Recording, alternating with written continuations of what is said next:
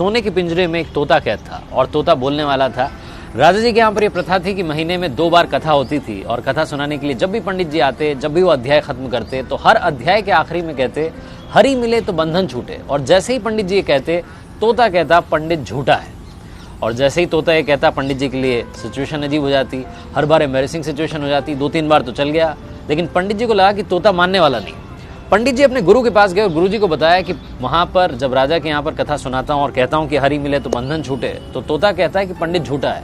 ये तोता पंडित झूठा है बार बार क्यों कहता है? तो गुरु जी ने कहा कि चलते हैं, चल करके तोते से बात करते हैं। गुरु जी पंडित जी के साथ में तोते के पास पहुंचे और तोते से पूछा कि भैया बात क्या है? तो तोते ने बताया कि गुरु जी एक बार मैं एक ऋषि के आश्रम में पहुंचा, वहां पर मंत्रोच्चारण हो रहा था, जो उनके शिष्य थे मंत्र बोल रहे थे। मैंने एक मंत्र सुन लिया और मंत्र याद करके मैंने रिपीट कर दिया। जैसे ही मैंने मंत्र बोला तो ऋषि के शिष्यों ने देखा कि बोलने वाला तोता है। उन्होंने मुझे पकड़ लिया, लोहे के पिंजरे में कैद कर दिया। एक बार ऋषि के आश्रम में उनके एक शिष्य थे, सेठ जी, वो आए। उन्होंने मुझे देखा कि बोलने वाला तोता है, वो अपने साथ में ले गए और ले जाकर के मुझे चांदी के पिंजरे में कैद कर दिया। एक बार राजा जी के यहाँ पर दावत थी, तो सेठ जी ने सोचा कि क्या गिफ्ट दिया जाए। फिर उन्हें मेरी याद आई, उन्हें लगा कि इससे महंगा कोई गिफ्ट नहीं हो सकता। वो मुझे लेकर के गए और राजा को भेंट कर दिया। रानी को मैं बड़ा पसंद आया और मुझे सोने के पिंजरे में कैद करवा दिया। कुल मिलाकर के रहा मैं पिंजरे में ही, मेरा पिंजरा नहीं छूटा। तो जब जब मैंने हरि का नाम लिया, मेरा बंधन नहीं छूटा।